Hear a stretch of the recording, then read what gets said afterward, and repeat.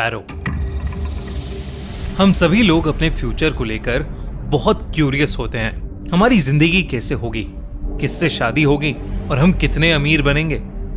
ये सब चीजें हमें बहुत एक्साइट करती हैं और इसलिए हम पंडित, फॉर्च्यून टेलर्स, एस्ट्रोलॉजर्स और टैरो कार्ड रीडर्स के पास जाते हैं। टैरो रीडिंग एक ऐसी आर्ट है जहां एक टैरो रीडर कुछ कार्ड्स के थ्रू आपका फ्यूचर बता सकता है। वो आसपास की पॉजिटिव एनर्जी से रिक्वेस्ट करता है कि वो आपकी किस्मत की टैरो कार्ड निकालने में हेल्प करे। पर क्या होगा अगर टैरो रीडिंग में पॉजिटिव की जगह नेगेटिव एनर्जी आ जाए तो? 25 साल की मेहर को भी ये सब चीजें बहुत एक्साइट करती थीं। उसने अपनी मेडिकल की पढ़ाई छोड़कर टैरो रीडिंग करना सीखा था और वो इसी में अपना करियर बनाना चाहती थी। अपनी मेडिकल की पढ़ाई छोड़ने की वजह से उसके पेरेंट्स उससे बहुत नाराज थे और इसी के चलते मेहर अपना दिल्ली का घर छोड़कर जयपुर में अकेले रहने आ गई थी। मेहर के पास कई क्लाइंट्स आना शुरू हो गए थे। वो सब अपनी टैरो कार्ड रीडिंग्स करवाते थे और मेहर एकदम साफ नियत से उनकी रीडिंग्स भी करती थी। एक दिन मेहर की छोटी बहन खुशी उससे मिलने जयपुर आई। इतने वक्त बाद खुशी से मिलकर मेहर बहुत खुश थी, मगर खुशी मेहर को एक बुरी खबर देने आई थी। उसने मेहर को बताया कि मेहर के पापा की तबीयत बहुत खराब है और डॉक्टर ने बोला था कि वो कुछ ही दिन जी पाएंगे। ये सुनकर मेहर बहुत उदास हो गई और रोने लगी। खुशी ने मेहर से घर वापस चलने को कहा और खुशी ने कहा कि उसे पापा के आखिरी वक्त में उनके साथ होना चाहिए। मेहर ने डिसाइड किया कि वो सुबह होते ही खुशी के साथ वापस घर लौट जाएगी। ये सब बातें करते करते दोनों बहुत उदास हो गए। अपना मूड थोड़ा अच्छा करने के लिए दोनों बहनें अपने बचपन की बातें करने लगी। मेहर के पास एक एल्बम भी थी जिसमें उसने बचपन की बहुत सारी फोटोज लगाई हुई थीं।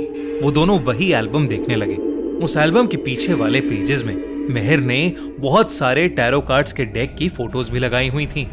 ये देखकर खुशी को याद आया कि वो मेहर के लिए एक नया टैरो कार्ड डेक लेकर आई है। उसने मेहर को वो डेक दिया और बहुत क्यूरियस होकर बार बार मेहर से अपनी रीडिंग देखने के लिए जिद करने लगी। वो दोनों घर की बाकी सभी लाइट्स ऑफ करके टेबल पर बैठ गए और मेहर इंस्ट्रक्शन बुक से उस नए टैरो डेक के बारे में पढ़ने लगी। वो टैरो डेक थोड़ा अजीब था। मेहर को उन टैरो कार्ड से एक अलग सी फीलिंग भी आ रही थी, पर खुशी इतने प्यार से उसके लिए वो गिफ्ट लाई थी तो वो अपनी बहन को मना नहीं कर सकती थी। इंस्ट्रक्शंस पढ़ने के बाद मेहर ने डेक शफल किया और अपने आसपास प्रेजेंट सभी पॉजिटिव एनर्जीज को इनवाइट करने लगी। मेहर ने अपनी बहन खुशी के लिए 5 कार्ड्स निकाले।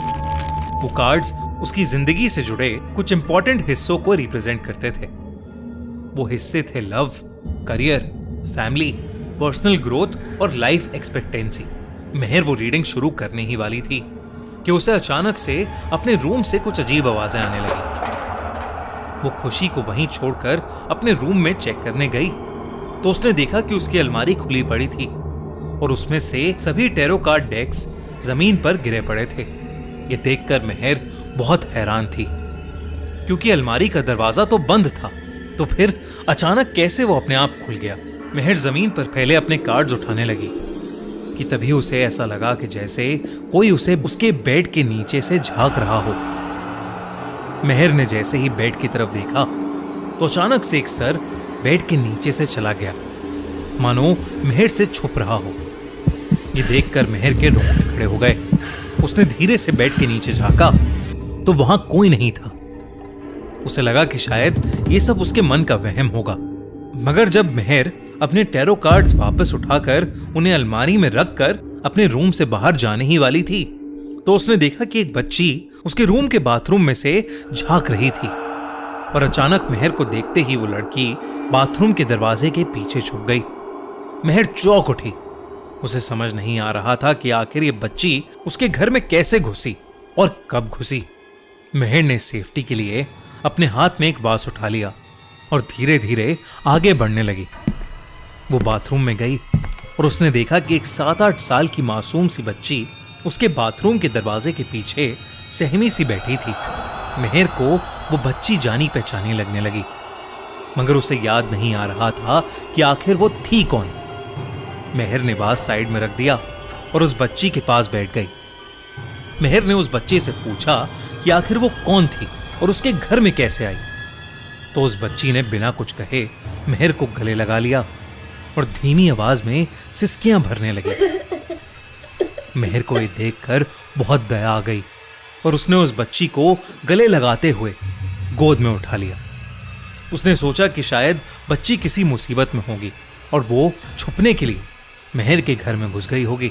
मेहर उस बच्ची को गोद में उठाए हुए खड़ी हो गई और रूम की तरफ ले जाने लगी, मगर उससे पहले ही मेहर ने कुछ ऐसा देखा जिसे देख उसके पैरों तले जमीन खिसक गई।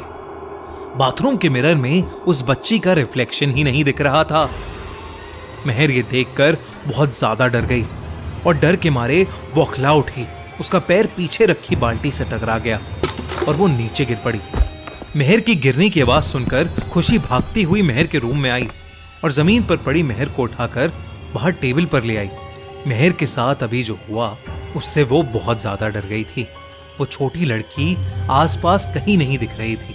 मेहर खुशी को सब कुछ बताने लगी। खुशी ने मेहर को पानी दिया और मेहर से कहा कि शायद ये सब उसका वहम है।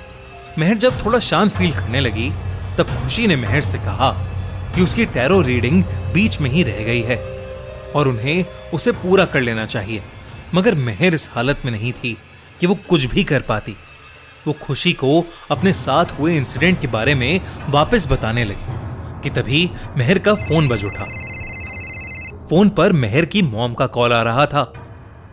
मेहर ने फोन उठाया तो उसकी मॉम फोन पर बहुत ही ज्यादा रो रही थी।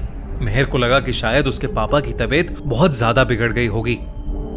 मेहर ने उनसे पूछा कि उसके पापा कैसे हैं। तो उसकी मॉम ने कहा कि उसके पापा तो बिल्कुल ठीक हैं, मगर उसकी बहन खुशी का एक्सीडेंट हो गया है। उन्होंने आगे बताया कि दोपहर में खुशी उसी से मिलने जयपुर के लिए निकली थी जब उसकी गाड़ी एक ट्रक से टकराकर खाई में गिर गई। आसपास के लोगों ने बुलडोजर बुलवा के उसकी गाड़ी को खाई से बाहर निकलवाया, तब भी उसकी सांसें चल रही थीं। तो लोकल लोग खुशी को हॉस्पिटल ले गए और वो अभी बहुत क्रिटिकल कंडीशन में है। ये सब सुनकर मेहर को ऐसा लगने लगा कि जैसे वो अभी बेहोश हो जाएगी। उसका सर एकदम से बहुत भारी होने लगा। उसका पूरा शरीर ठंडा पड़ने लगा था और वो डर के मारे कांपने लगी थी। उसके सामने बैठी खुशी उसे देखकर मुस्कुराने लगी। तभी अचानक खुशी का चेहरा बदलने लगा। वो उसी छोटी बच्ची में बदल गई जिसे अभी कुछ देर पहले मेहर ने देखा था। धीरे धीरे वो हंसती हुई छोटी लड़की मेहर के पास आने लगी। उसका चेहरा डरावना होता जा रहा था। ऐसा लग रहा था कि वो मेहर को चोट पहुंचाना चाहती है। अचानक ही उसने मेहर पर अटैक कर दिया और मेहर नीचे गिर पड़ी। वो छोटी सी लड़की मेहर के ऊपर चढ़कर उसका गला घोटने लगी। मेहर ने किसी तरह पास में पड़ा वास लिया और अपनी पूरी ताकत से उस छोटी लड़की के सर पर दे मारा। वो लड़की कहीं हवा में गायब हो गई और मेहर बेहोश हो गई। जब मेहर को होश आया तो उसने देखा कि उसके आसपास कोई नहीं है, ना वो छोटी लड़की और ना ही खुशी। बस वो टैरो कार्ड्स पड़े हैं जो उसने खुशी की टैरो रीडिंग के लिए निकाले थे। उसने कांपते हुए एक एक करके उन कार्ड्स को सीधा किया तो देखा कि वो सभी कार्ड्स ब्लैंक थे। बस आखिरी 5th कार्ड ही प्रिंटेड था। उस कार्ड को मेहर ने सीधा किया तो उस पर लिखा था डेथ।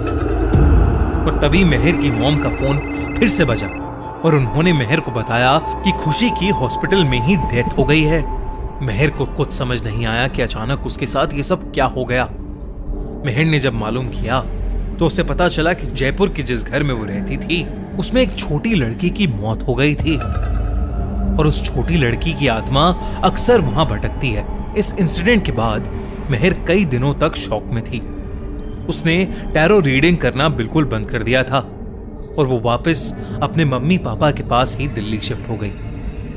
आज भी वो रात में ठीक से सो नहीं पाती। उसे अक्सर अपनी बहन खुशी और उस छोटी सी लड़की के अपने पास होने का एहसास होता रहता है।